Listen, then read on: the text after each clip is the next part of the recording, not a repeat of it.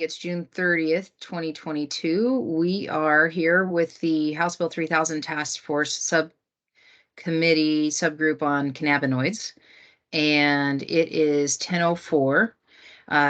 This is our first subcommittee, and so it'd be great to start with introductions. And I know most of our guests that are attendees aren't on camera, but I'm gonna call you out anyhow. So Amanda, if you would be willing to do attendance, and then we can go from there.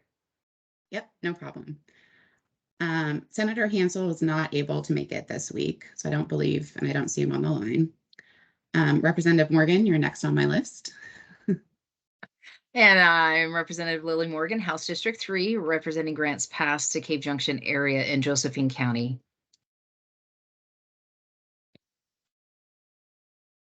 All right. Next, we have Rob Bovet. It looks like he's just now coming on, so we'll give him a moment. Morning, Rob. We're just doing introductions, and you are actually next on the list. Oh, Rob Bovet, Washington County, but probably more relevant. I'm on the Criminal Justice Commission, where we deal with this issue all the time. Thank you. Courtney Moran. I don't see her here at this point. Oh, here, she's just coming in. People must be hearing me call them.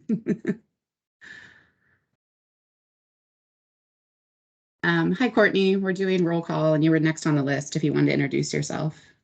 Oh, perfect. Good morning, everyone. Courtney Moran, Oregon Industrial Hemp Farmers Association. All right, and Matt Cyrus. Yeah, good morning. It's Matt Cyrus. I'm over here in Central Oregon. I'm a hemp producer and actually in the hay field right now baling hay. Thanks for joining us, Matt. Jay Noller. Yeah, Jay Noller, Director, Global Hemp Innovation Center, Oregon State University. Amanda Metzler. I'm not sure why my camera isn't coming on, but Amanda Metzler, founder and president of Farms Inc., Oregon's Cannabis Farm Advocates, and I also chair the Josephine County Cannabis Advisory Panel. All right, Brent Kenyon. Oh, figuring it out.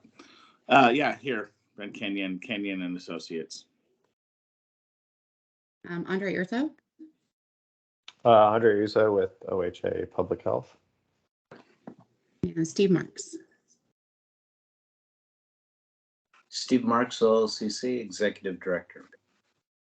And then my name is Amanda. I'm with OLCC. I'm going to be staffing this along with Stephen Crowley. Stephen, do you want to introduce yourself? Yeah, Stephen Crowley, OLCC Hemp and Processing Specialist. All right, we got everybody. Representative Morgan. Wonderful. Okay, so I know we have a couple hours available, but I think this is a topic that we have a lot to get through. And most of you should have received the agenda that had 3 bullet points essentially. And so as we kind of get through those topics, Brent, I'm going to mute you. I got some background noise there. There we go. The idea is to try to get through some of these topics, and they're in-depth ones. We kind of have a lot to talk about, and talking about different systems merging in some way, as far as OHA has a portion, ODA has a portion, OLCC has a portion. There's the hemp licensees, there's the OLCC licensees. We're not even talking about the medical side. So we have a lot to get through. And so it's interesting to see 3 bullet points because it's amazing what that actually encompasses. So starting off, it's changes to state law to support the regulation of intoxicating cannabis-derived products and artificially derived cannabinoids. I never thought I'd get to the point I could say that word so easily. So thank you guys for getting me there.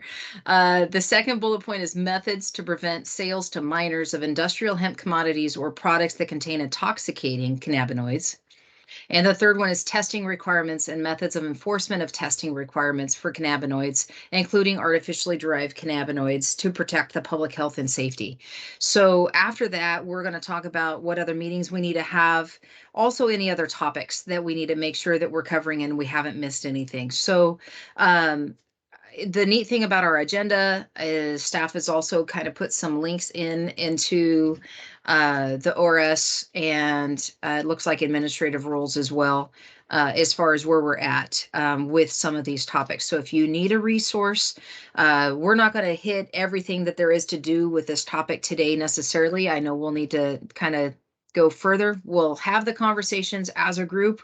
We'll see about the recommendations to recommend back to the full group. Our full group meets again on the 15th, which is next Friday, a week from this Friday. So then we'll have a kind of chance to go from there. So if that seems like a good plan, we'll go from there. And Amanda, I'm going to shoot it back to you. Do you know who's going to kind of start off our conversation about the regulation of intoxicating cannabis-derived products?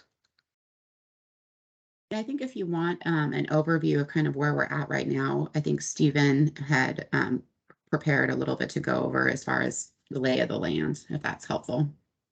Absolutely. Mr. Crowley. Yeah, so for regulation on intoxicating cannabis-derived products and artificially derived cannabinoids, out of the 3 bullet points that we have, I think that is the one with the largest umbrella under it. So there's the issue of THC limits in hemp products. That's one where House Bill 3000 directed OLCC to set some THC limits, because that 0.3% limit that's in place for hemp, for edible products, that allows huge amounts of THC, several times more than allowed in the adult use marijuana system in some products that are out there.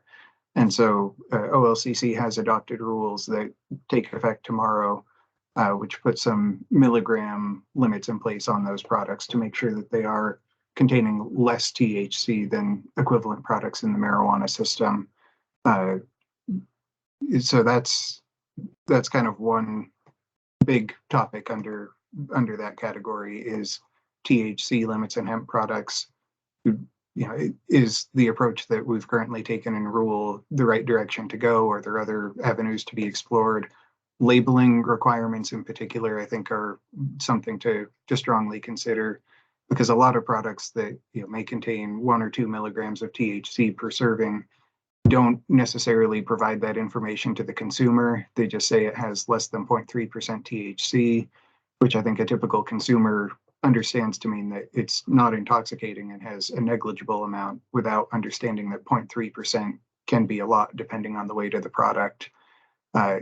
Also, often these products are tested by labs using a method where that level of THC won't necessarily register. So the lab report might say that it has less than LOQ, an amount of THC that the lab isn't able to quantify, which again, I think a typical consumer understands to mean that there's basically no THC in that product. But again, that's not necessarily always the case. And if a product has 1 or 2 milligrams per serving, and a consumer is taking 1 or 2 servings 2 or 3 times a day, they may be consuming a significant amount. So I think that labeling piece is something to think about there. For other big topics under this category, you have the artificially derived cannabinoids. So the intoxicating ones like Delta 8, as well as non-intoxicating ones like CBN. And really, when thinking about these, I mean, for intoxicating ones, there's a question of, should this be only in the adult use system? Is there room for intoxicating products on the general market? But we do have a system for intoxicating cannabis products in Oregon. So whether a substance is intoxicating or not doesn't seem to be the most important issue really with any of these artificially derived cannabinoids. The issues are more along the lines of, is it safe and is it safely made? So what kinds of, if artificially derived cannabinoids are going to be allowed, what kinds of data need to be available establishing safety? Acute toxicity, chronic toxicity, therapeutic index, or acceptable range of dosage for those things in the products, and then issues related to safety in the manufacturing process. How do you validate the purity? are there any unreacted reagents that are left there? What other byproducts are occurring from that reaction that are left in the product as impurities? And for those byproducts, what kinds of acute or chronic toxicity data do you need to establish that those products are still safe with the concentrations of byproducts that they might have in them? And then who evaluates all of that? Other topics under that big umbrella still, other naturally occurring intoxicating cannabinoids. Right now, this is primarily hypothetical, but with genetic manipulation, it may not be hypothetical for long. THC is not the only intoxicating cannabinoid in cannabis. And so what happens if someone develops a strain of cannabis that has less than 0.3% THC, so it's still hemp, but has, for example, large amounts of THCP, which is much more potent than THC? That would be a cannabis plant that is, significantly intoxicating and could be used to make products dramatically more potent than marijuana products, but it would still fit under the hemp umbrella. So that's another whole big complicated question, just kind of highlighting the limitations of THC as the single distinguishing factor to divide cannabis into hemp and marijuana. Also, maybe worth thinking about fully synthetic cannabinoids. For example, THCV is one that I think a few companies have some strains of hemp that have large amounts of CBDV and are making THCV from it. But it's really at this point much easier to make it completely synthetically. But right now, fully synthetic cannabinoids that are not derived from cannabis generally fall under the Board of Pharmacy regulations and Oregon Schedule of Controlled Substances, based on language that dates back to the spice and K2 synthetic cannabinoid issue from 10 plus years ago. But that's another kind of open question of, are there other cannabinoids derived from sources other than cannabis that need to have a place within cannabis regulations in Oregon? And then I think the last big topic under that umbrella is going to be, what kinds of licensing is involved here. Right now, anybody who's extracting from hemp needs to be licensed with ODA as a hemp handler. OLCC licensees obviously all need to be licensed, are processors, wholesalers, retailers. But on the hemp side, any secondary processing or any other part of the supply chain is basically currently not required to be licensed. So if I wanted to purchase some hemp extract made by a licensed hemp handler and then do some synthetic chemistry on it and turn it into products, that currently doesn't require any licensing or oversight in Oregon. And I think that hits all of my highlights for the different kind of subtopics under that first bullet point. Okay. I think most of us are not the type that can just have verbal information tossed at them. I would almost say if you have that in written form, that we should have you share your screen and let's start at the top and work our way through the topics, if that's the intent, unless the intent is just to highlight it. The idea though being that we have a lot to digest. We can't do it all in one topic. So Stephen, where do we start with that?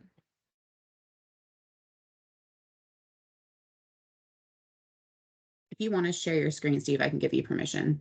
Yeah, I'm just getting it. It's a little disorganized on my computer currently, just putting it into a place that I can share it more easily here.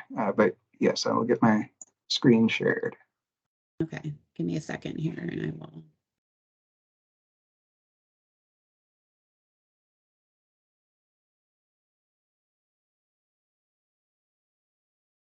I should ask before you do that as well. Does based on the quick summary, does anybody have any questions, or did anything spark a, hey, let's tackle that first kind of response?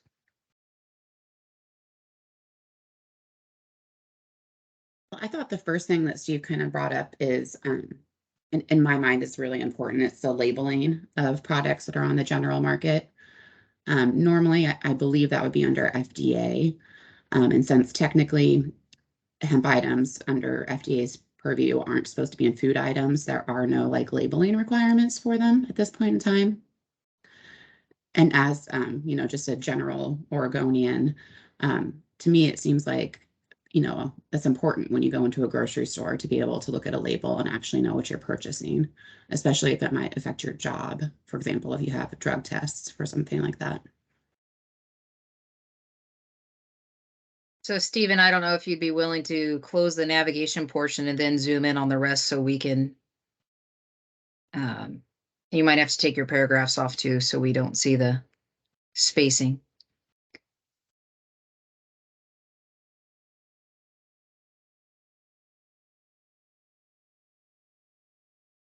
There we go. All right, so starting with labeling, you know, this is one of the first topics that when I was a county commissioner and we had our cannabis advisory panel, and the group of OLCC licensees said this is a concern to them as far as even on both sides of the market, that just that when you purchase a product that you know what you're purchasing, that it may say this is how much milligrams is in it, but it's not per serving, or it's you might get way much more, and so on one side of the market you can get away with more than on the other, and so the need for consistency in labeling, the need for making sure that what is labeled is actually what you're getting. I recently heard from a consumer that somebody shared some hemp with them. It was labeled hemp, and they got high as a kite. And it was the Delta, is the hemp one Delta 9 or Delta 8? I always forget which is which. And he had no idea he was consuming an intoxicating component. He just thought it was CBD. It would just kind of take care of the pain situation or help with the circumstance. And it was not labeled to the intoxicating level. And I think that kind of leads to some of the other concerns that would be is a youth could get that easily. And so if there's a concern there, but anyhow, to kind of lead off with the labeling, Brent, go ahead. And you're muted again. I just want to say the labeling's great, but what we really have to get to is consistent testing of products, especially on the hemp side. I mean, right now, if we don't have that, the labeling is pointless.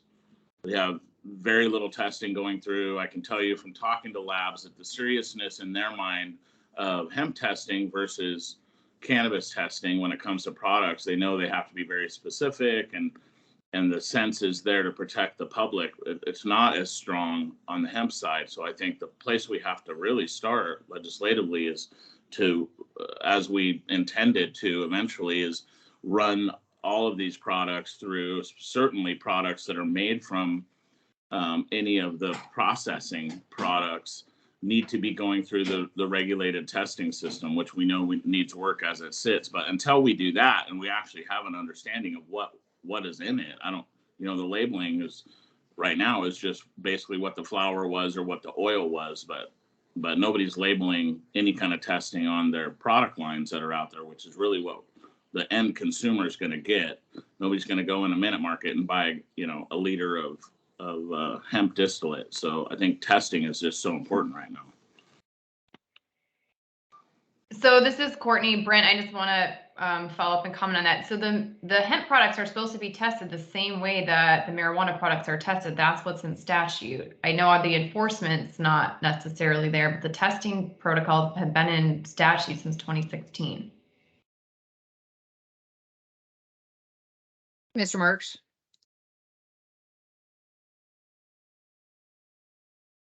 Appreciate that. The concern I have, a long time ago, I looked at products and I was looking at the COAs and trying to make heads or tails out of the hemp one and whether I could interpret them. And I can tell you, I can't. And I have a real concern about even the things that we're doing out to inform, right, folks about the hemp products and the changes made, that retailers now are, they're the first line of defense of these products getting to the public. And I have a real concern that, one, we're never going to be able to do quite enough education to really make that work. And that's why we need, some imprimatur certification, some standards that the state is making sure are present on those products. And I think that's, sort of the work we got to hash through here. But even today, I think I got on Groupon once, so I'm still getting hemp emails from Groupon constantly, and I'm still looking at COAs. And I can tell you, as much as I've been around those issues, it's like, they say they don't have THC, and you believe maybe that, but then you see all the test results that are unreported, NAs not there, very confusing. And right now we're relying on retailers, and an education process with lack of real enforcement out there, as Courtney just said, to sort of make sure that market's safe for consumers. And I think that's the primary issue that we have here, is to make sure we have a great consumer market for hemp products, for consumers that are out there, and one that they can rely on.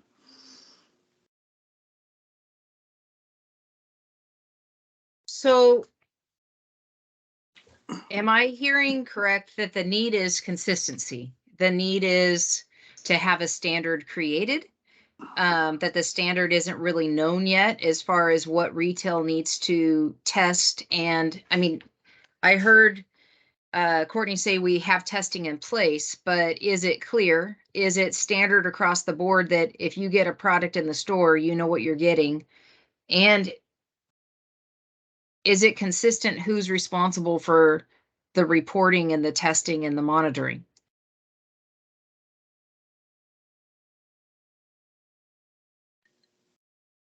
I think I mean, as Courtney said, the testing requirements are in place in statute. Any hemp product manufactured in Oregon has to be, compliance tested to the same standards as marijuana products.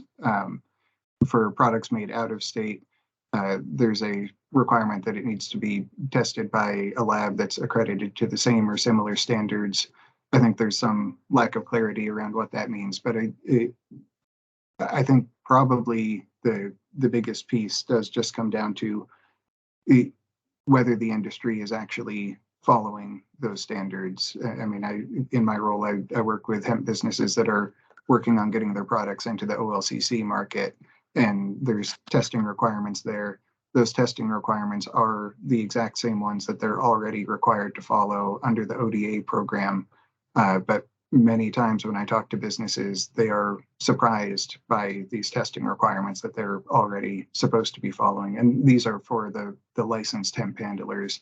For the unlicensed secondary processors who don't have any interaction with the Department of Ag, I think there's probably a very big opportunity there to have more compliance, more education, more oversight.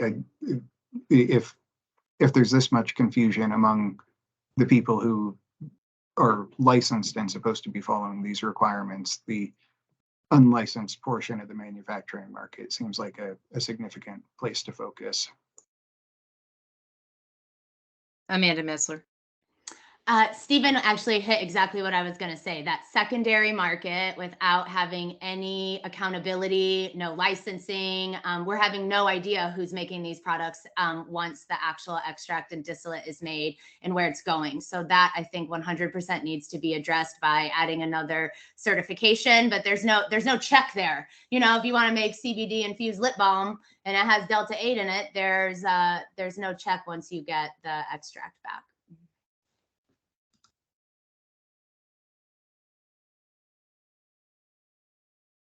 So what are the legislative changes that need to be made to address this? What language would actually get us there? And I see Courtney, your hand's up. Yeah, so I just want to comment on the secondary manufacturers. So we did give ODA authority already in statute to add additional licensing. So this is just something that we have to do in rulemaking to do for the secondary processors, but they already do have that authority. And Courtney, when was that done? That was done in 3000. And so we've had several rounds of rulemaking since then. I'm curious why it's not in place yet. I think because we had to work on our USDA submission, and then we were working on some of these other more enforcement pieces, and we've talked about it in being in the next rulemaking that we go through. Okay, Brent? I would just say that I think it's going to be very difficult, even, you know, once we get that happening without some kind of, you know, I know it's incumbent on, but the tracking, some kind of tracking for products. Are we concerned with products that are being sold in Oregon, or are we concerned with products that are being sold, made here and shipped out? Because there's nobody watching anything when it comes to that. I mean, it can be in statute to a certain extent now, but I know several people making hemp products that don't do anything and they just sell them online. So certainly there's got to be a way to follow up with that. If you're not, the testing and the labeling requirements mean nothing if no one's following up on that. So I guess my suggestion would be some kind of tracking on hemp products, whether it's a metric type situation or something. Well, and the clarification of hemp product versus hemp products that has an intoxicating component, correct? Because if I'm putting it in my lotion and there's not an intoxicant for me to consume or absorb or whatever, then who is that regulated? So it kind of comes down to, can it be consumed by a person in a level and it creates an intoxicating component? Or am I wrong? Brent, is that well, accurate? I think the problem is it all comes down to compliance, man. So if people are testing and not putting, I mean, the test results aren't necessarily tied to the package. So who's watching that? Who's watching if they actually put it on the package, even if they come up with some D8 and they don't put it on the package because they know that that's one of the red flags for their product to be sold. There's no repercussion. They don't have OLCC or even ODA watching what they're putting out or having any, you know, we have a system now where cannabis products are regulated. Like Steve said, the retailers have no involvement on hemp products and they just believe whatever is on the label. And so the labels can be fudged. I just don't see how easily, it's not an easy answer. And I'm not saying I have an easy answer, but once those are tested, what is it stopping them from omitting information that they know is going to be? There's a lot of people that were already trying to do that to get their THC levels in play on hemp flower, you know, trying more than one lab, hoping to get it dumbed down or making it into, especially with oil, they'll thin out the oil to try and get the THC value down to make that oil pass. So there's just a lot of fudging that can be done. So I don't necessarily know what the answer is on that, but I know that right now with no clear tracking system or regulation system as close as what we have on cannabis, those products may have those intoxicating products and they just get left out on the label. There's no repercussions. Thanks, Brent. Amanda, are you okay if I jump to Stephen Crowley and then I'll get back to you? Of course. Okay, go ahead, Stephen. Yeah, so in terms of the types of products that we're talking about, intoxication is one place to draw the line, but it's potentially kind of fuzzy when you have like a full spectrum hemp extract that has a lot of CBD, but also has some THC. So kind of the three buckets that hemp is broadly divided into are grain, fiber, and cannabinoid hemp. So grain is like all the seed products, the hemp parts that you find in the bag at Costco, hemp seed oil, anything made just from the seed or seed oil. Fiber is like the clothing, textiles, paper, building materials, all of those uses. And I think all of what we're talking about here doesn't have to touch either of those categories at all. And then the third one is the cannabinoid hemp, which are products made with cannabinoids extracted from hemp. And I think that's the place to focus with these, because that's where there's at least going to be the question of, is there THC? Are there other intoxicants? And there probably needs to be testing to identify that. And that's where the testing requirements live currently. The other piece of context that I wanted to make sure we're thinking about is, we've talked about the kind of unregulated secondary processing in Oregon, but hemp is a national crop, a national product. So there is also the issue of when hemp products are made in other states that may have even less regulation on manufacturing than Oregon does. What mechanisms are in place to make sure that the hemp products coming into Oregon from other states are meeting the same sorts of standards that Oregon products meet.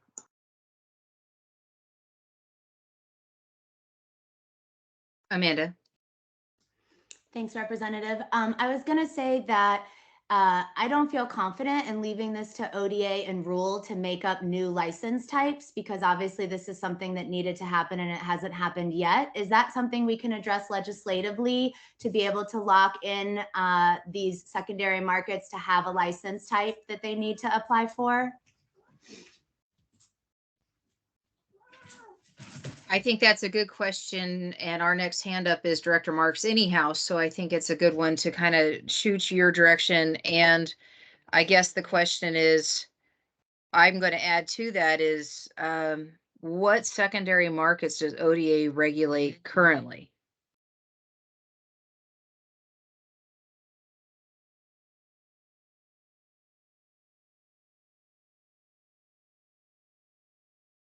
Were you jumping to me, Representative Morgan? Yes, sorry, Director, go ahead. Steve, why don't you take on the secondary markets question first, would you please? Yeah, so right now, ODA, they license the growers. Anybody growing hemp in Oregon has to have an ODA grower license. They license, seed processing, seed cleaning, people who are selling seeds for growing hemp. And then they license hemp handlers, which are anybody who's taking the raw harvested hemp crop and turning it into something else. So, whether that's somebody taking the crop and turning it into smokable pre-rolls, or taking the crop and extracting, a crude hemp oil out of that, or turning it into agricultural industrial products like building materials, that anybody who's touching the plant as part of their processing needs to be licensed with ODA. And that's kind of where it ends right now. So after that primary processing, once you have a crude hemp extract extracted from the plant, that can then be sold to any business can purchase that and incorporate it into products or do further refinement on it. So that's sort of the scope of the unregulated market, is anybody who's not directly touching the harvested plant. Okay, Director Marks, back to you. So in answer to Amanda's question, of course, the legislature can, right, and can ensure licensing. And I think the question is how, when, where do we put it, where does it make sense? The one part, or the point I wanted to make in this discussion is I am most concerned about consumable products for the customer being in that system. I think that's our job around cannabis, to be able to ensure that products going to citizenry, the customers of cannabis, have that assurance. So as we look at this, I think that's a real dividing line in looking at what we focus on most intently in any future policy development, as we look at packaging, labeling, track, trace, all those things.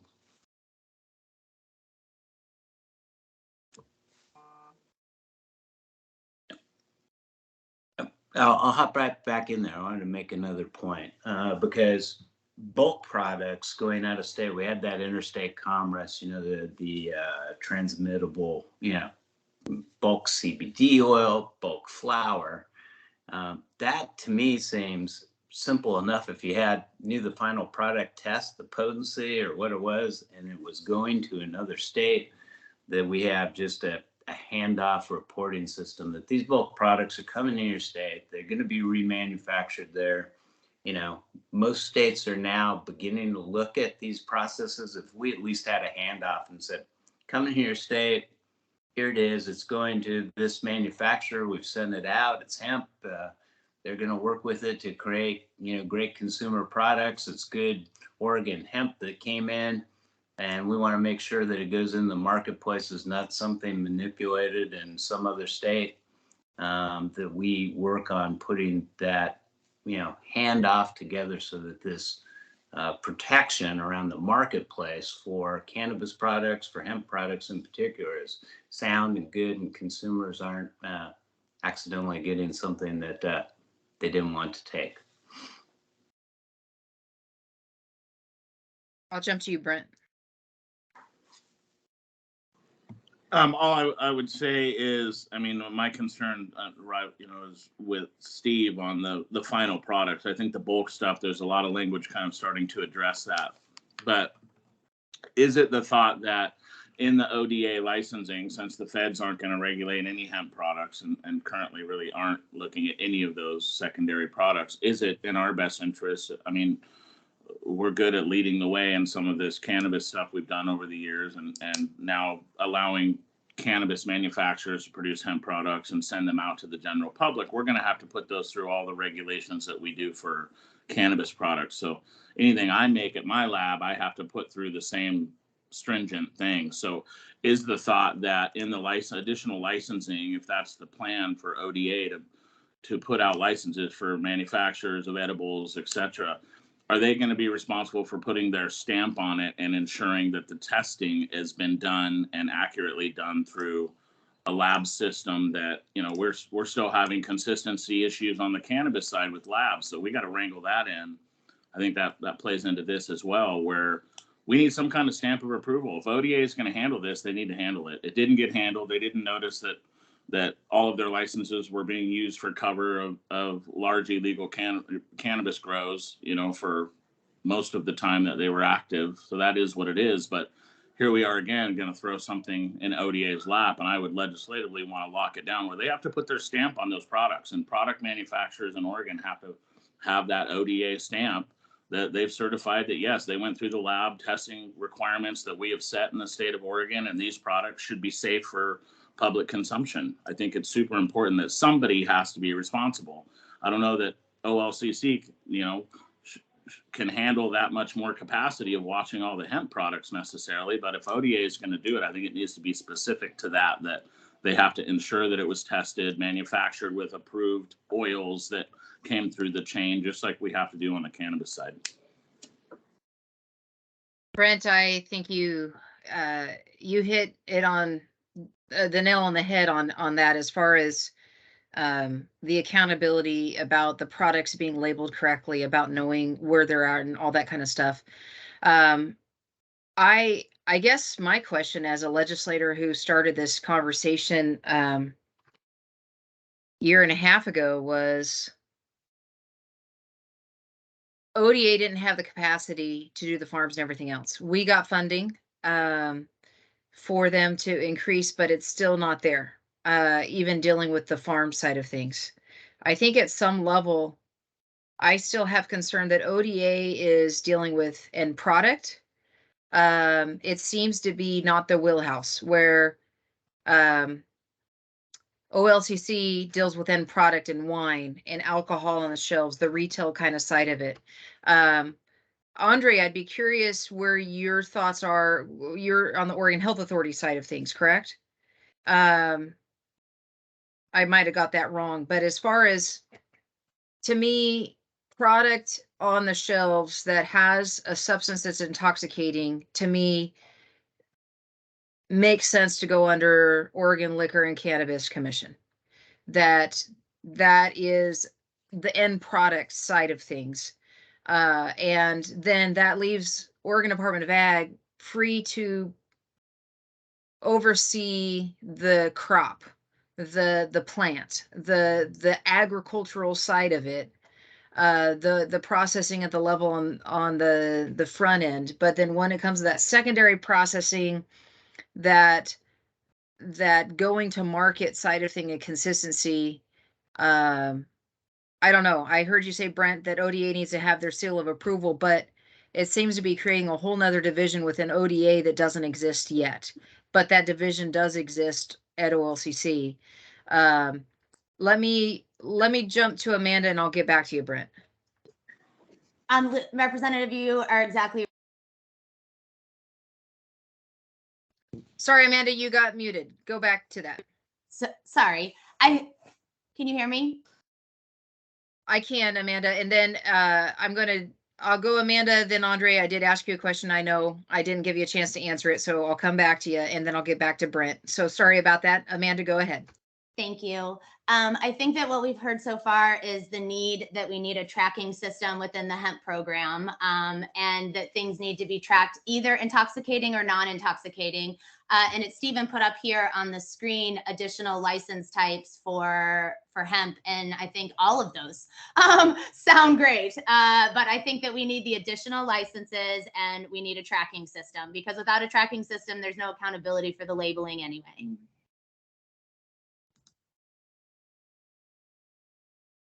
Okay, Andre, thank you for your patience. Yeah, no problem.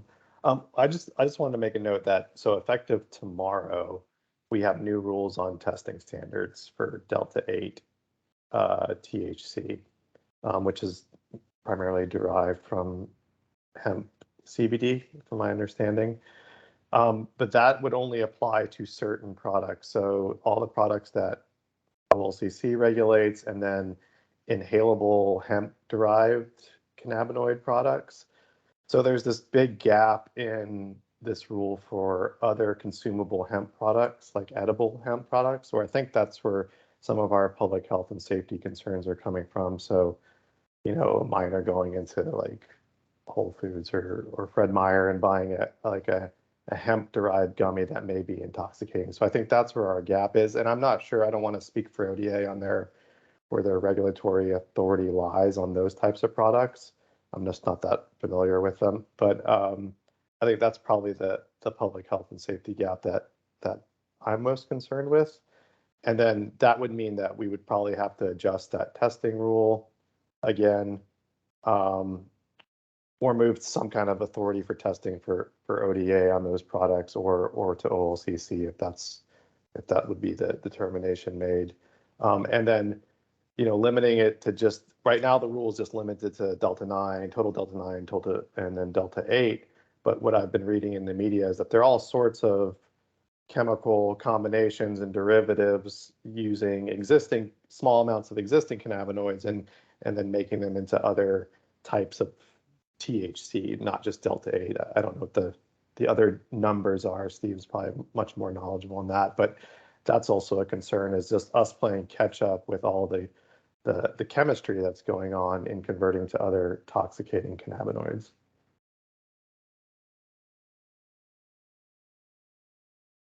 I had told Brent I would go back to him and then I'll go to Courtney. So Brent, then Courtney. I think looking at the slide currently, I think I'd like to see import export on there. I think it's as important what we're putting out to other states as we are importing into our state. And I can tell you that we're ahead of the game already, even having these conversations, I think, on a national level. So I think we're going to hopefully set some precedents for other states dealing with, you know, these type of products. And just to say, you know, we still have pesticide issues and a lot of other things that are concerning besides just the cannabinoids that are in these products. So that's what comes around to a solid testing. And I know they're testing for those things. And I think Courtney can speak to that after me. But certainly I'd like to see that where the export is just as important. And I'm at the point where it's like, man, I understand that OLCC is now, you know, handling this stuff in accordance with alcohol. I just don't understand. The FDA, the Federal, you know, Drug Administration, they're responsible for this kind of thing. So between the health authority and ODA, I just feel like, is there a way to, I just don't want to keep piling everything on OLCC. I mean, I can just imagine how many hemp products are going to be developed, and putting all of that on top of OLCC's workload already is very scary to me. if they're, I mean, if they can, as much as ODA can be responsible for and help with, and obviously a budget will have to be figured out legislatively to pay for that, but I don't know. I mean, Steve loves to take on this kind of fight. So I know he would probably say that it would be interesting to let OLCC handle final products, but I just feel like, man, we really need to make sure ODA is on top of this particular farm product as much as possible. I agree partially and I disagree partially, I guess. The thought is that when does it not become a farm product? At which point is it processed so much that it's no longer a farm product versus the outcome of what you're receiving? And I think that's the line that we have to kind of figure out. I want to call on somebody that hasn't talked yet. Matt Cyrus, I see, is on. And I think, Matt, if I remember correctly, you're ODA licensee. And so I'd be curious to kind of hear your perspective if you're willing to jump in there. Brett Morgan, can I? Yeah, there we go. Or I was going to say, why don't you go ahead and take Courtney and then I'll go. Okay, go ahead, Courtney. Okay, so I just wanted to comment on the last few things that were discussed. And so I know all of us would have liked to see this rulemaking already happen. And I, from being engaged in the rulemakings that we've done with ODA so far, we had to get our state plan submitted. We've transitioned to 2018 Farm Bill. They had to start doing the background checks, and we had the new changes into the licensing timeline. And so all growers had to be, applied and apply for their license by May 31st. And so we, that's all behind us now. And then of course we were working on the enforcement piece, and we have a lot fewer growers. I mean, we only have 243 registered farmers, as I looked about 2 days ago. So we are starting conversations about this next rulemaking for not only the new licenses, which authority was in House Bill 3000, but also the tracking, which was also in House Bill 3000.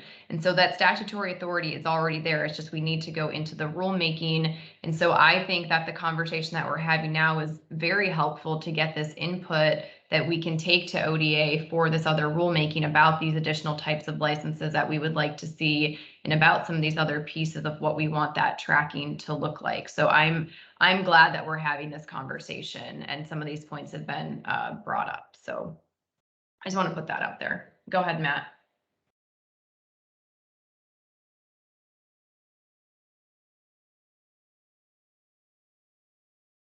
Matt, you'll have to unmute again.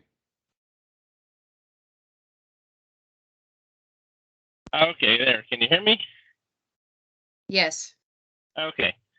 It's an interesting discussion. Kind of to your point, kind of where do you go from a crop to a different product? Kind of like where do you go from corn to alcohol?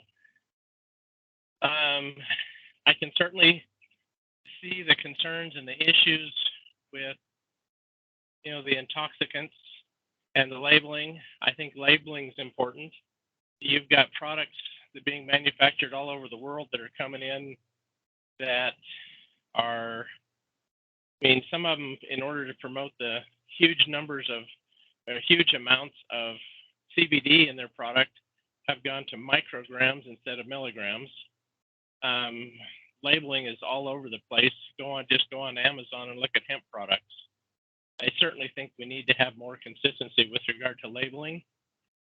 I know there are some states that require a QR code on every label that will take the consumer straight to the COA, so you can see at least supposedly, the exact components and what's in that particular product. I think that's an interesting idea that we might want to take a look at. Tracking. I have an OLCC hemp permit also, and so I'm a little bit familiar with metric. It is a royal pain in the neck and difficult to navigate, and would be nearly impossible in the hemp market. But you know, when you're dealing with tens of thousands of pounds and you're trying to track individual pounds, it becomes pretty unruly. Even some of the testing requirements are not designed for bulk volumes. So, you know, I don't know. It's a difficult situation, and I think there's certainly an answer. I think there does need to be more tracking, at least on the retail level, to verify what's being promoted is actually what's in the labels. I mean, I think probably a lot of the issue is going to go back to the labeling and somebody to actually verify. I know there have been some reports in the last few years where people have gone out and pulled product off the shelf and tested it and found that very few products actually meet the potency levels indicated on the label. So I don't know who would be best. You know, probably the Department of Agriculture, since they deal with weights and measures and those type of things for other agricultural products. You know, they could certainly add somebody, and of course it's going to take budget to monitor and you know, basically spot check labeling.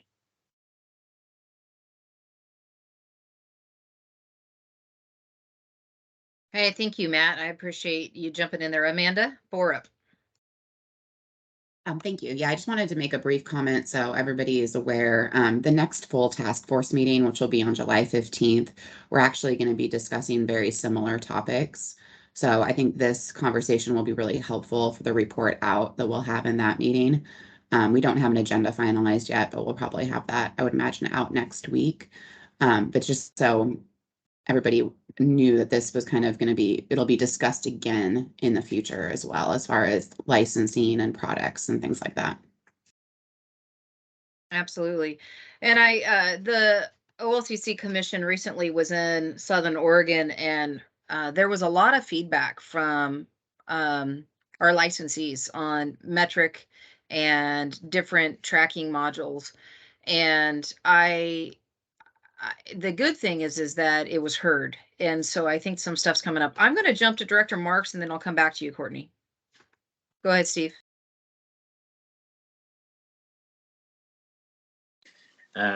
Thanks. And I just want to tell Matt how much I appreciate Matt, and has been working with hemp in our system and the ODA system all the way through. And, you know, he's been working to do it right all the way. I think his concerns are really important that we figure out here as we go along the way and figure out how we want to regulate this. On the point that I want to make on whether it's metric or track and trace, is easy. It's the process there, right? The metrics we can adjust, you know, truckloads of pounds, right? We can make this match. I think my biggest concern, if we're looking at tracking and tracing, is, you know, and maybe it's the specific workability of metric, and we can, and as a part of this process, what we'd like to do is really, you know, make sure that people understand how metric works. I know Framwell Metric's very interested in demonstrating how they work, what their philosophy is, how their system works with folks on this committee and legislators. And we got a process to improve that. We're going even on the marijuana side to batch tagging. Probably we're developing the rule. We got to pay for it. We also have the opportunity to create a new RFP to go out for a new system. But on my point, I guess, on the point I'm very concerned about in track and trace, particularly for bulk hemp items, is we've got to have a testing system for bulk hemp items, right? Or CBD or the flower. And that's going to require something different scale of sampling. And just like we did with marijuana, we had a finite budget, right? We can do unlimited testing of all this product, right? We're looking at the context of what, you know, do we need to do to most protect public health and safety, knowing, you know, you're not testing for every component in the world. That's just really going to be finite. and picking the most important things. If we could just figure that piece out and simply to get some idea of a field's final product production going out to somewhere else and what it is, that would be, not a lot. And I'll just make the analogy between a lot of other ag. I remember the days when my grandfather was selling wheat to the elevators, and you did it on contract. And if you did it on contract and you brought it in, they measured that wheat to see it had certain components before they would accept it. It had to hit their tolerance levels, right, to meet that contract when you brought it in. And I think that's the analogy I'm looking for agriculture here. It's got to be at scale, right, on hemp. And it's got to work at that kind of agricultural bulk scale. But conceptually, just building in, yep, we got to test at scale, and it's going from this grower to this address in California. That's not too hard to do with metric, and you could, or any track and trace system where you could scale a level enterprise.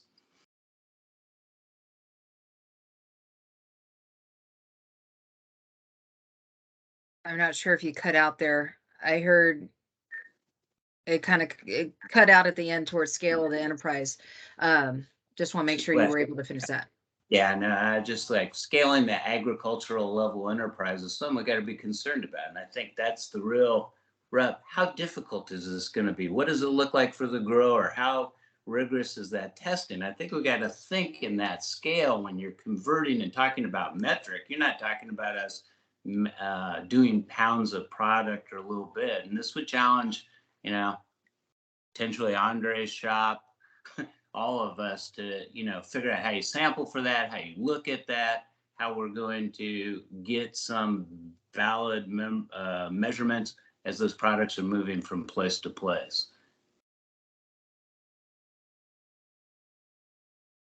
I'll stop there. Okay. Go ahead, Brent. I guess Representative, thank you. I just wanted to add that I think in the long run, just contemplating on it, time-wise and what makes sense, I think my vote, if we were talking about who had to handle it now, I think OLCC is the best in place to immediately handle any kind of final product, oversight. The more I think about it, the amount of time it would take to reinvent the wheel on this when we're already doing very similar things now, obviously the same thing now. If we were throwing hands up on a vote right now, I would say that I think our message should be that we should gear towards where it gets handed off from ODA at a certain point, being an agricultural crop and doing that final stuff with the system we already have in place. Just my 2 cents. Thank you, Brent. A couple things that stood out to me that I think I resounded with. I really liked, Matt, you mentioned the QR code. It reminds me of most things you get on the shelf that you have a batch number. And if there's a recall, it's based on that batch or it's based on the dates produced or something. And so having some kind of label on there that can process or not track, but just the connection, the correlation, I think is pretty good.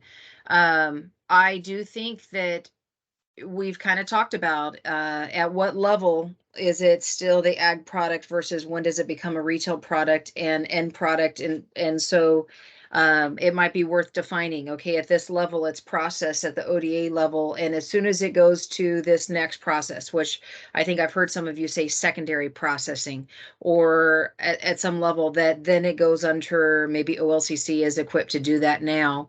But either way, hearing that some kind of licensing or accountability of registration of such at all those levels. So there's trackability, there's accountability.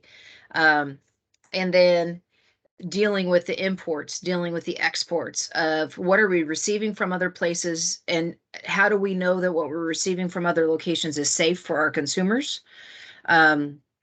and making sure that if something has the made in Oregon label, and it's exporting, that we know the standard that's there as well. I find myself in this balance of not wanting too much government and not wanting, but also want to make sure we're safe. And so that balance of, we've talked about what areas in the bigger meeting do we bring back regulation and which areas do we need to increase regulation, and so finding that balance of what's there. So I think it's fair to say, unless somebody disagrees with me, that any intoxicant going to a minor is something we want to make sure is labeled, is protected, is kind of in the same category as alcohol, age restricted. However, so that topic might not be there, but the other two bullet points on our agenda today, we've kind of been talking all over the place. The testing requirements, the artificially derived or naturally derived intoxicants, and just making sure the labeling is correct there. So kind of wondering if it's possible to kind of get this stuff, the notes with staff, just kind of bringing it back in an organized thing of a summary of, do we have an agreement on, or do we need to revisit? Okay, what all did we hit? Is there anything we're still missing? And what level of discussion do we need to define those differences? Or do we ask for some feedback in the next meeting of recommendations on where those lines would be?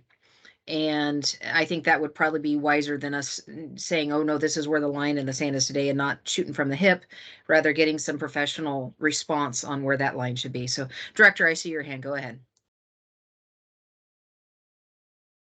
Well, you hit on the point that I wanted to revisit and emphasize, because Matt really pointed out on the scan QR code would be important. And I think that is part of the magic of our future. I think that helps us with all the stuff the industry knows we try to put on packaging and labeling, and we could create space actually on it.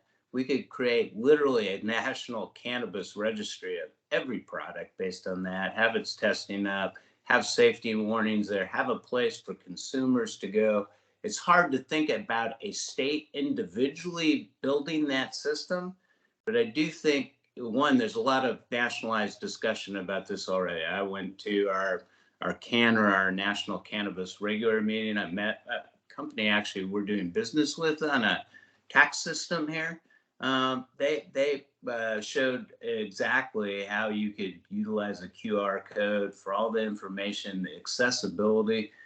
We are not far away from being able to have it. Unfortunately, I think this is something that needs to be federalized and nationalized. But Oregon providing leadership around that whole issue of having a national product registry, creating commercialized SKUs out of it, putting the ingredients in that we know about, and there's the gook that we can't, 50% we can't identify in a product. Consumers ought to be able to have that awareness, and we're very close to, I think, being able to provide that kind of information through QR codes. You load the app into your own consumer, from the store in. You can read it from the app store. You can read what's there. You can go to the registry. Very compelling, useful, and I think not fantastical technology that's right in front of us to be able to use. So I'd like to see some leadership from the state and us in trying to move in that direction as a state, and potentially to provide some leadership for nationalization, or cannabis commerce overall nationally. Okay. So looking at your notes on the screen, the under labeling requirements. So I think some of the issues or the limits that we see above, just to address a couple of those. For instance, so the 0.3% THC level doesn't really tell you anything about potency. So does it need to be serving size or potency per serving size? And we heard that it's not just milligram, but it's also microgram Is it, yeah, like you said, per container or per serving size within container? We've all heard of the gummy bears, the stories of the gummy or the chocolate, and 1 square of chocolate has this much, but you ate the whole candy bar, that kind of thing. And I just want to know where the Southern Oregon bake sales come into place, where we have the Southern Oregon brownies. Oh, sorry, just kidding. That I don't know if you guys do that in the rest of the state, but that's okay. Is there anything else? Looking at the list on labeling requirements, what would we like to see there?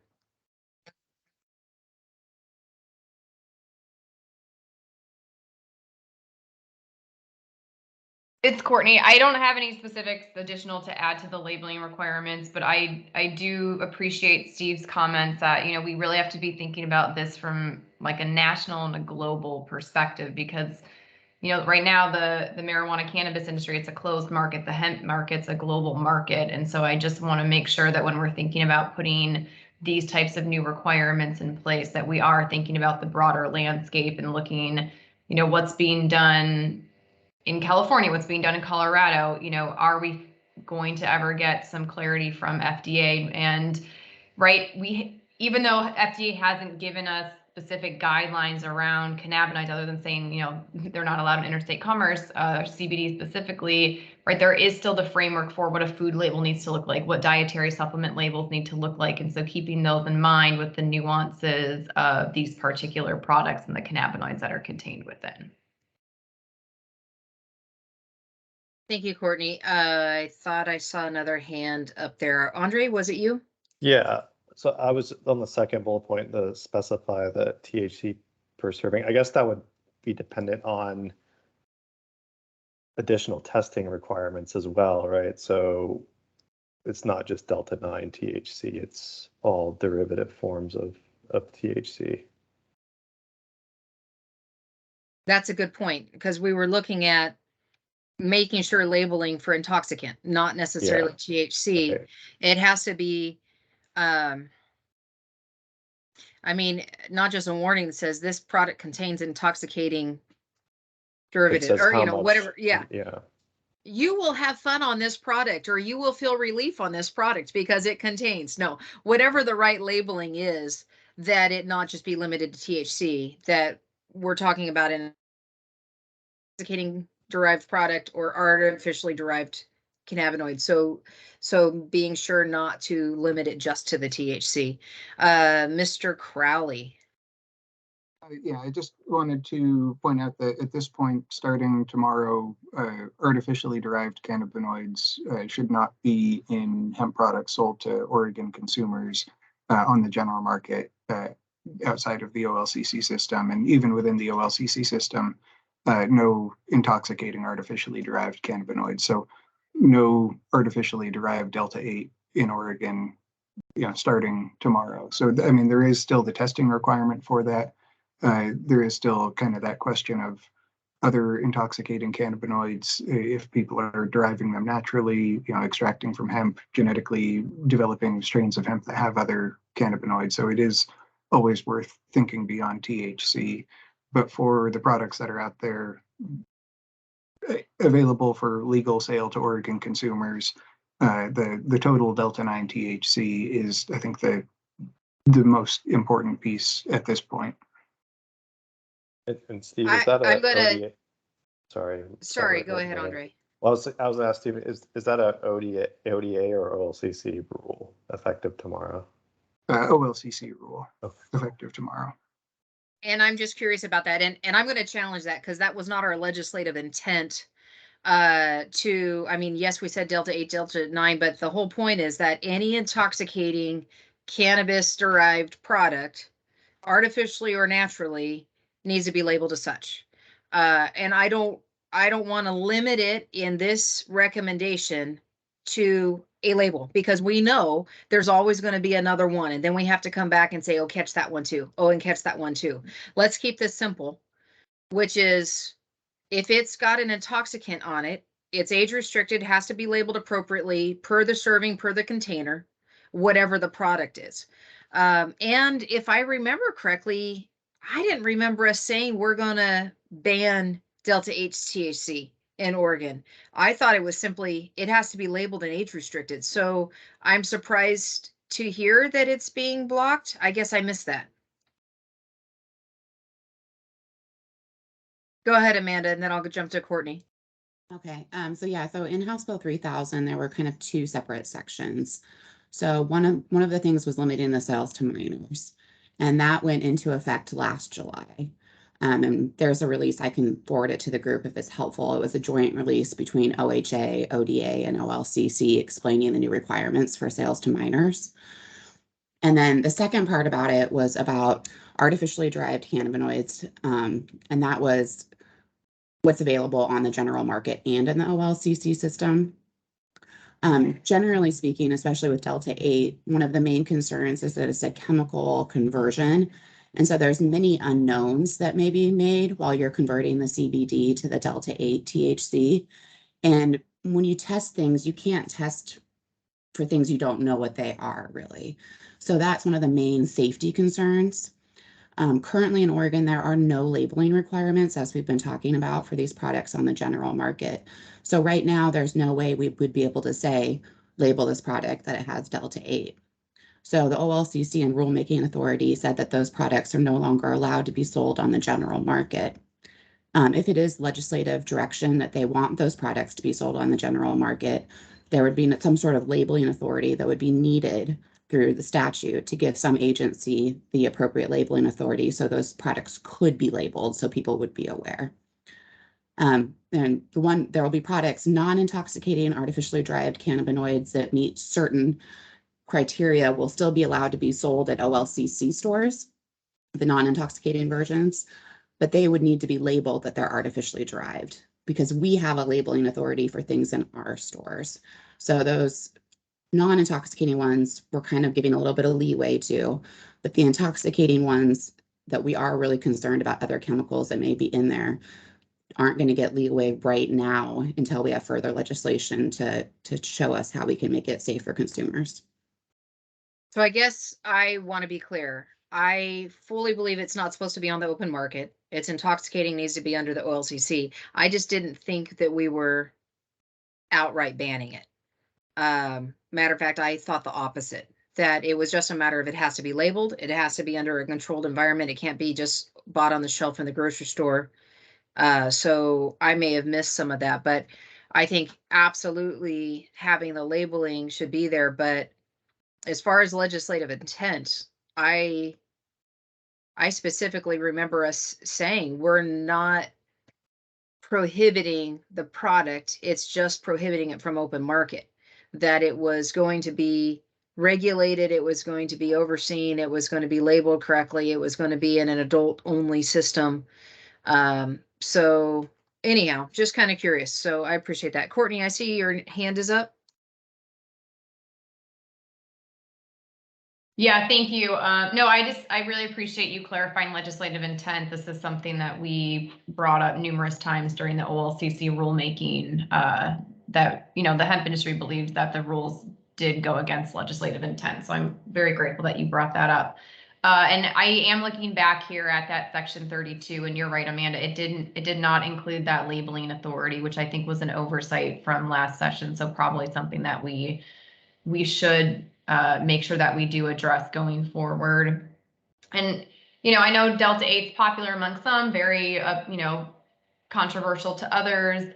And, you know, from a legal perspective, given the statements that have come out from the DEA and the most recent ruling from the Ninth Circuit, I know there's many in the industry that would like to see a modification made in the rules, given the, you know, the federal authorities saying that these products are not prohibited currently.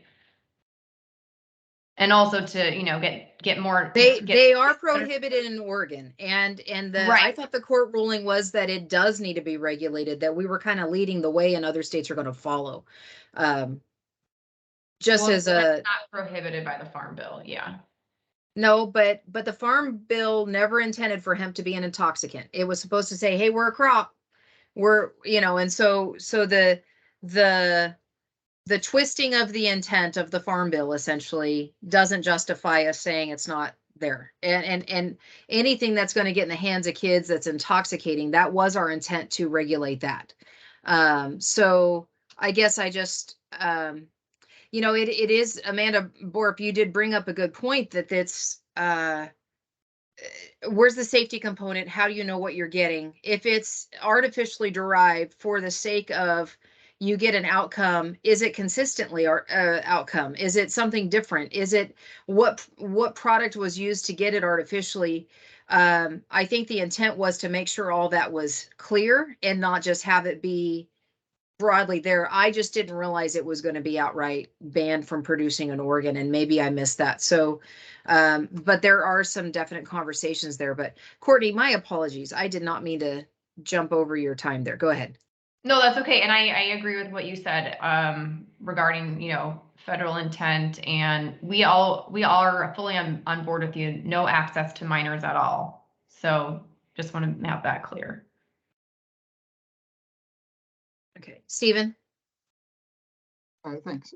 So I think this is actually a good launching off point to talking about sale of intoxicating artificially derived cannabinoids and what kind of structures, regulations need to be in place in order for consumers to, have a reasonable confidence in consuming these products. Because I mean, you're right, House Bill 3000 did not outright ban Delta 8 THC.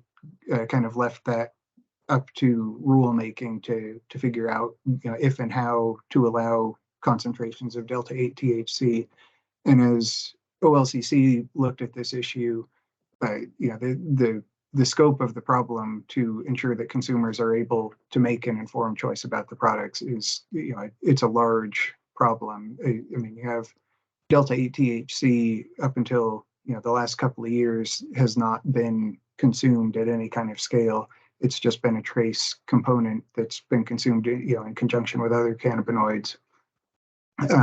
And so, what kind of data do you need for Delta 8 THC itself on, acute toxicity, chronic toxicity, therapeutic index, studies on the relative potency to be able to set serving size and concentration limits that are on par with Delta 9 THC.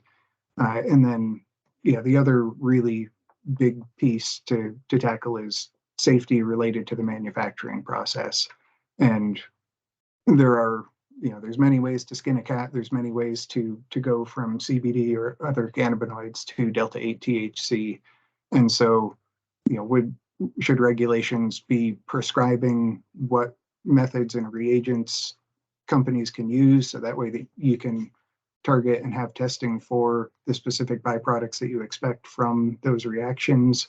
Do you open it up broadly and have, some sort of system for any company that's proposing a new method to, put together and present the analytical data that they have on what the byproducts are from their reaction method, what their purification steps are, how much of those byproducts are left?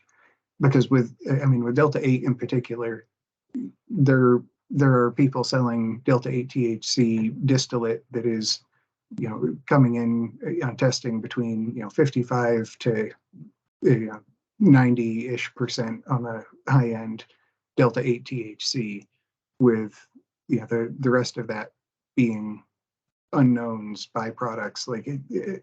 And so if the intent is to allow these, a consumer at least, I think, ought to have some understanding of what else they're consuming there. And I just kind of open to thoughts on what that would look like in terms of framing that out. Brent. Oh, I was just going to say real quickly, as far as the thought of Delta 8, now everyone's going to be super disappointed because we can't manufacture it in our facilities, certainly for products. There was no interest in Delta 8. Delta 8 was a workaround to make hemp an intoxicating product. That's where it came from. That's why people started focusing on that particular compound. So as far as people in the industry right now, there's nobody that I know, and I know a lot of people that have labs, including myself, and there has been zero interest in us isolating Delta 8 as as a product line or something. So we're not missing anything by not having Delta 8 be something that we can produce or focus on producing. Thank you. Director Marks?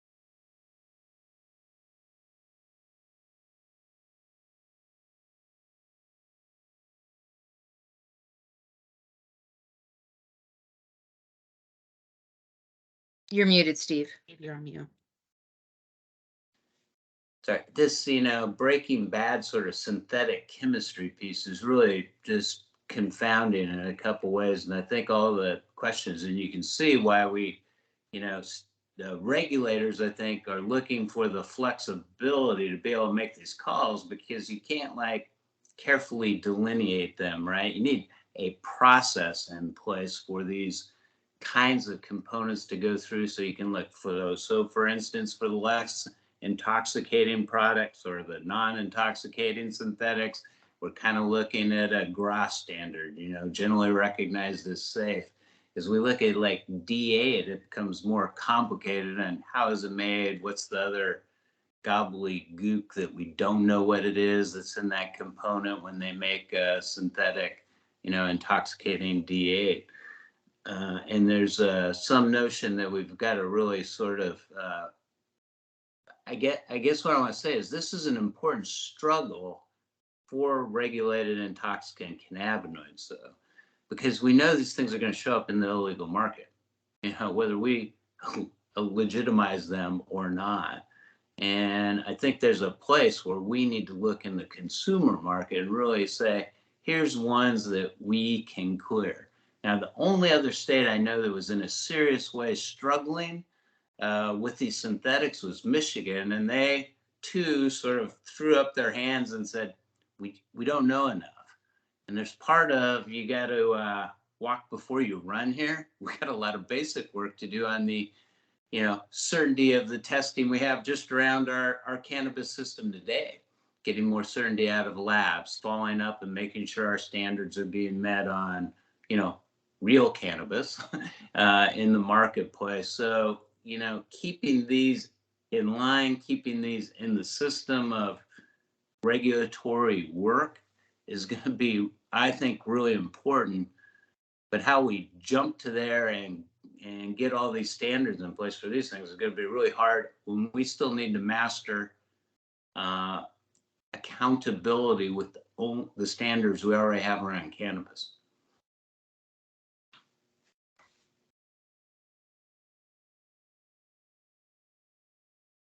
Stephen Crowley, did you intend your hand still to be up? Okay, I'll go to you and then Matt Cyrus.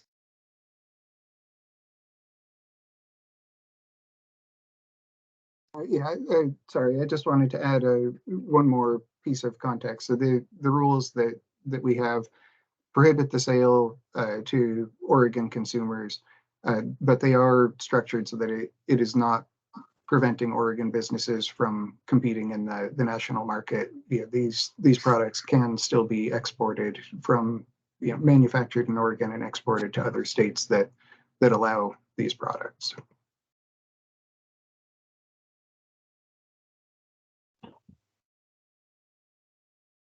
That's curious. So we can send things of, like you said, without labeling, without that out of state, but not necessarily just can't have it in state. So, all right, I will go to Matt Cyrus. Yeah, thank you. My comments were related to the Delta 8. Right now, the Delta 8 is a huge market in the U.S. Nationally, a lot of Delta 8 products, gummies, whatever. It's the new trend that everybody wants. It's the Delta 8.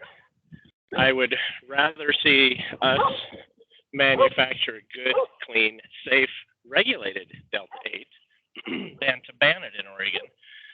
We could easy enough market the fact that Oregon has safe Delta 8 that has been manufactured in a process that's safe, it's been tested, and it's something, bottom line is the market's not going to go away. All we're doing is carving ourselves out of that market. And I just think it makes more sense to regulate it than to try to ban it.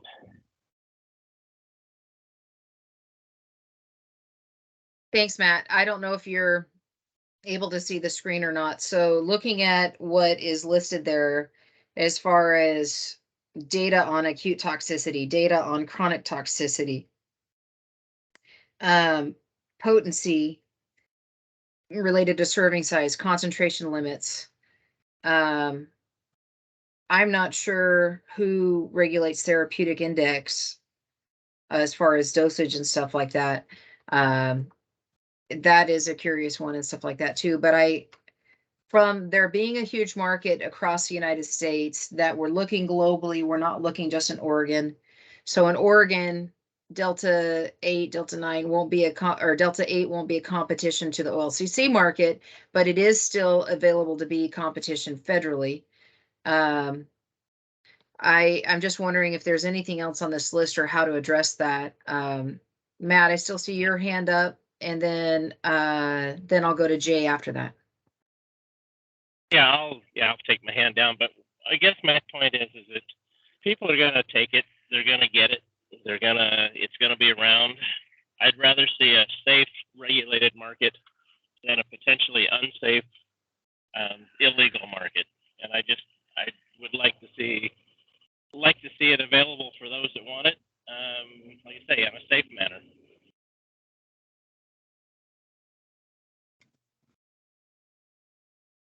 Okay, Jay, welcome to the discussion. Thanks, Rep. Morgan. As a university professor, scientist, I just will wade in when I want to bring in some data and such like that. And in particular, we look at what's on the share screen. And that is when we look at the safety data. We'd love to have this across all the cannabinoids. In our survey of what's being sold in Oregon, we note now 112 different cannabinoids are showing up in products that are hemp extracts, full spectrum. Or actually, the more refined, you get more dispersion, you're creating more things, which we can argue back and forth whether it's synthetic or artificial or was there naturally. It's a part of a process, therefore, it occurred during a processing step. So when we think about the safety on these, the only moiety, that is a molecule that we have any deep data on, is really going to be CBD, neutral form. And then next we'll have, of course, Delta 9 THC. We do have some on CBN, but if we look at kind of the depth of the data where the FDA has said, put its premature, its signature on, it's going to be just one of those 112 or so things that we're finding at trace, of course, amounts in the public. And if we look at any pharmaceutical, preclinical work, we need to think that there's research that's probably on the order of $50 to $100 million for each molecule. And so we're talking about Delta 8, that's the cost. Somebody has to bear that. You're going to talk about Delta 10. You're going to talk about we find 6 forms of hexahydrocannabinols on sale in Oregon. So goodness gracious, there's a lot out there. And when we take that, you're looking at about $1 billion research campaign just to be able to say that everything that's showing up, even in small amounts, is there. So I think this is really in the domain of the federal government. This is FDA, because the state can't pay for this, and NIH grants are never going to get that big. So I'll stop. Jay or Steve, but excuse me, Representative Morgan, if I might, there's someone I became aware of, like the accelerant they're using to make this thing is even more powerful. Steve, or Jay, if you know what I'm talking about, could you relate that here? I know Steve knows if he's there.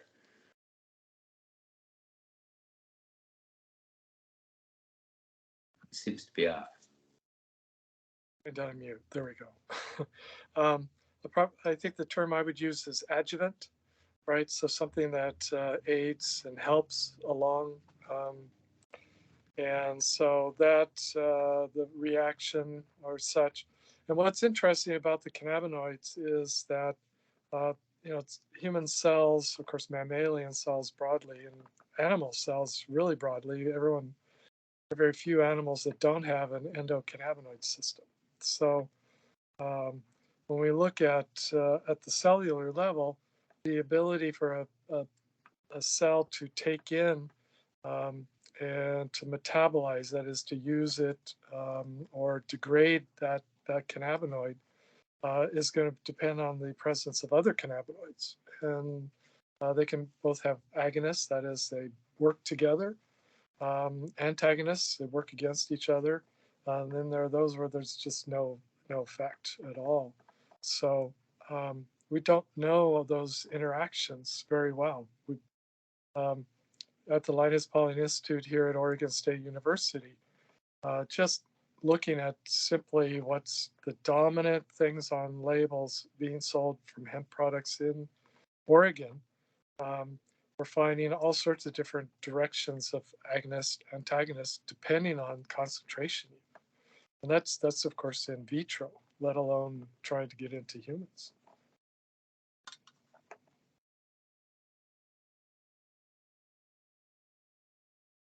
There's a lot there. Okay.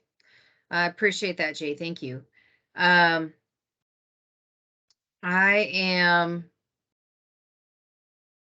looking at the time and looking at the topics. Mr. Crowley, I'm going to go back to you as far as on the topics of the overall list that you said today. Is there anything that we need to make sure that we broach today? Or I would ask that we kind of compilate what topics you presented at the beginning, bring our notes into them from today as far as kind of the conversation, see where the gaps are, and this can kind of form our agenda next time as far as what do we still have to kind of get and focus on. I think it is just looking at where we are today compared to where we are 18 months ago. We're in a different place in Oregon. And as far as even what House Bill 3000 did, and so what has been implemented, what it hasn't been, what still needs to be done, where do we go with that next step? It's kind of good to hear, I guess. I hadn't thought about that. Delta 8 is now kind of an export only. And so what does that mean for us? But ultimately that any intoxicant have the same requirement of labeling, that there be a standard for who's handling, who's processing, how that's available, and that it's something that we know that we're keeping our consumers safe. I think that's probably one of the biggest concerns I have about what we've seen on some of the illicit grows in Southern Oregon is the pesticides and other stuff that we've seen used on those plants to think that somebody's going to be consuming those poisons. Or that they're getting back in the aquifer because of unsafe regulations. And then we have our licensees that are doing everything they can to make sure that the products they're creating are safe, and the undermining that's going on because of their market being attacked by the illicit stuff. It's just, I think we've had an impact, but we still have a lot to go. So, Mr. Crowley, I'm going to throw it back to you if there's anything that is appropriate for today versus can wait, if you can just kind of scan your list real quick. And then I want to make sure that we have the time to talk about kind of next steps, where we're going, when would we meet next, and give us time for that. And if you guys aren't objecting, I would be happy with getting done before noon instead of all the way up till noon o'clock, since my next meeting starts at 12:15.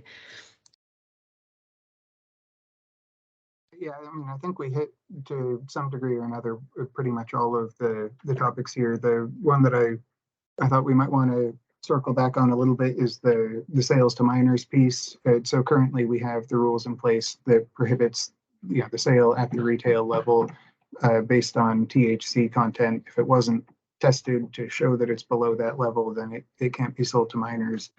Like alcohol, that prohibition applies at the retail level. Just wanted to put out the question of, in terms of enforcing that, whether any additional authority is necessary. For example, with alcohol and with marijuana, we have a minor decoy program where minors go out and attempt to buy the products, and we see whether a business will sell to them. That authority generally isn't in place for a lot of hemp products that have a lot of THC. So just something to think about there, if that's an element that would be desired for enforcement. My first instinct on this one is, again, not going after the THC, but at the level of an intoxicant per dosage or something like that, that it has to be more encompassing than just THC. But maybe not, or is it all the CB letters? There's every alphabet is in there after the CB, CBD, CBG, CBN, CB, whatever they all are. So does it need another bullet point that it's 0.5 milligrams of THC, but is it also at what level of an intoxicant to a minor, period?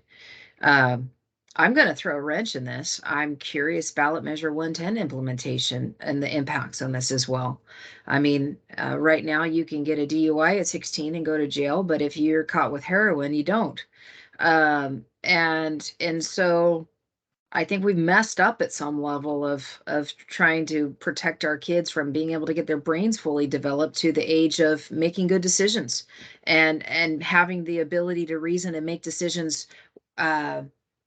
that they can make those choices as an adult with their brain fully developed, if that makes sense, that kind of thing. That was the whole point of having age restrictions on intoxicants, is that the kids aren't capable of being able to process or make the good decisions for themselves until a certain point. Then if you choose to use these products as an adult, you have informed consent. You have some level of reasoning that you can process.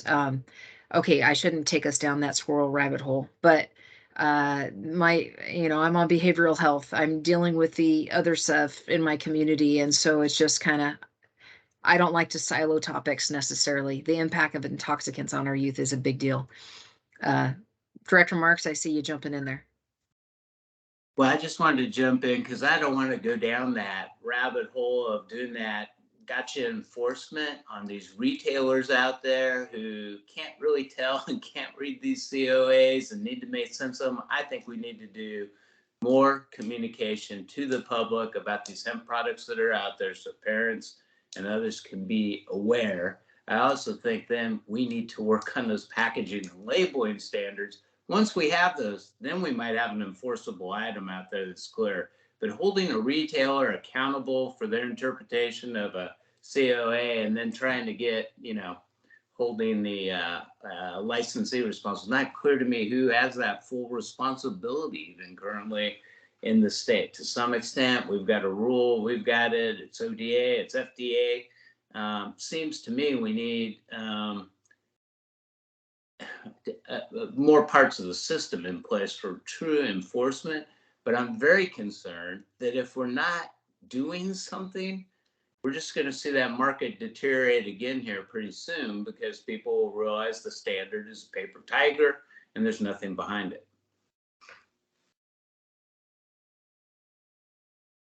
I hear you. I think that we still have to have the conversation because I don't think it is wise to put off the conversation of who's responsible. If we're getting the labeling in place, at the point the labeling's in place, they're responsible for the information that's on it.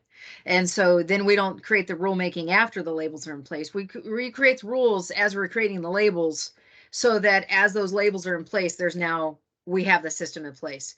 You can't say I didn't know now that the label's in place. I understand now if it's confusing, but the whole point is to say we don't want it to be confusing. We want adults to be able to have access to the products, and we want to know that they're getting what they think they're getting. We want kids to not be able to get what they're not supposed to get, and the retailer should be able to look at the packaging and know, And the accountability should be able to look at the packaging and know, and it should be clear. And that's the reason why we need to have a standard. Brent, go ahead. I was just going to say, I think Steve's right. I mean, the place we need to start is to get the labels right. And back to my point of having some kind of stamp of approval from whichever agency is going to oversee that. So it would, like you're saying, would let the retailer know they can feel confidence in the product that they put on the shelf. And at that point, there would be accountability for, say, a Minute Market or something. We're not necessarily just talking about OLCC stores. We're already very, on top of that. But when we're talking about having these products out in all the Minute Markets and small stores and everyone that's carrying them now, that enforcement piece is massive. So really, if we can start at the place of getting the label right, getting some kind of stamp of approval of some agency that's overseeing that, I think that's most important.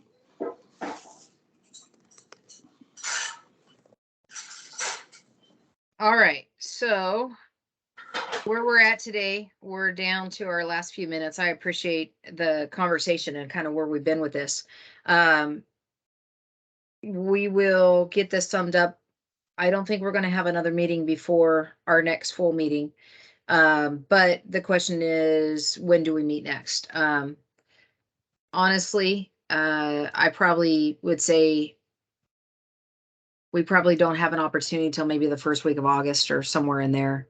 But kind of a summary of what else do we need to make sure that this group is discussing before going back to the rest of everybody. So looking at kind of those topics that Stephen had outlined up front with our agenda, kind of the discussion underneath those, where are the gaps, what still needs to do, are we clear on what we think we need to go or which direction on those? And then if any of you have any topics that you want to remind us, hey, we're supposed to talk about this in this one, make sure to email back Amanda, and we'll make sure that gets on the agenda next time. And so on the 15th, we'll kind of report back what the discussion was today and give a summary. But then we'll have another discussion kind of outlining this, making sure we're all on the same page. And then we can kind of go from there if there's any legislation that needs to be drafted for the full group to agree on and such. So if that seems like a reasonable plan, we'll try to make sure to get something scheduled. If we think we need to do something sooner, we can kind of look at that. But I think some of the other subgroups, them scheduling along with the big meeting, we're going to run out of time with all the other things. So if that sounds good to people, any other thoughts, maybe go to the order from anybody?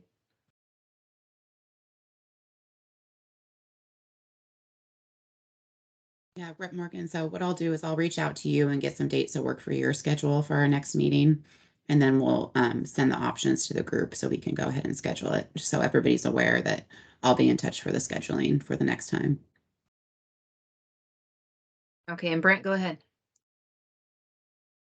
Thanks. Sorry, Rep. I just wanted to, is there interest at this point, or is there a plan for a lot of this information? Because I think we have, if we had a quick reference guide, something with the information that we do have, as Jay noted, there's a lot of information out there that we're going to need years of research on, but we do have quite a bit of information that I think is loosely thrown around. I'd like to see part of our plan to have some type of quick reference for decision makers to be able to, like yourself, to be able to go to and go, oh, this is the effects of THCV. This is, what we know up to date, at least. Just something down the road maybe could be part of our plan to come up with some type of reference guide with known information that was easily accessible. Just a thought. I just was thinking about it and thought we really need that. Yeah, absolutely. A Cannabis 101 kind of thing, or a facts frequently asked questions sheet of sorts. We've been having discussion of, do we recommend back to the speaker's office that they and the Senate president that they reconvene the joint committee, that all things cannabis kind of have one source of information going, and then from there, can we come up with that information sheet that we can share with other legislators or anybody else that's out there? Granted, it's election year, so what topics are there? But I think there was something lost when the joint committee went away. And now if you look at what we've had to go through the last couple of years of how many different committees do we present to on all of these topics and have to get which bill through which piece when, yeah, it's kind of all over the board. So I appreciate that thought. I'm not sure who creates it, Brent. And it might be worth, if you have thoughts on it, maybe jot down just some of those topics you think would be there. If anybody else has any thoughts on it, we can look at that at some point too, as far as just a recommendation of, because this is so much. And we know that 40% of the legislature is going to be new because people aren't running for their seats again. And who knows how many others are going to win elections. You're starting with a fresh legislature that needs to be educated. And so very important, relevant there. So any other good of the order?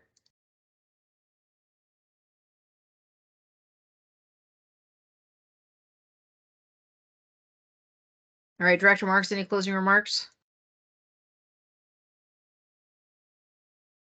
No, I appreciate the discussion. You know, we got some wandering to do here, right? But I think it's part of, we got to get the process in place for us to put the answers into and how we regulate those parts of the process to the end. And, you know, no one's got the patent on getting this done right now. So I really appreciate the discussion, the framing here, and I think this will help us get to the steps of how are we going to put cannabis in the process of regulation to make it work, and how does that include people, and where do the standards get developed, and what parts appropriate to state and what parts appropriate to federalization. So I appreciate the discussion.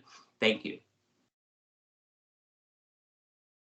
All right, well, thank you, everybody.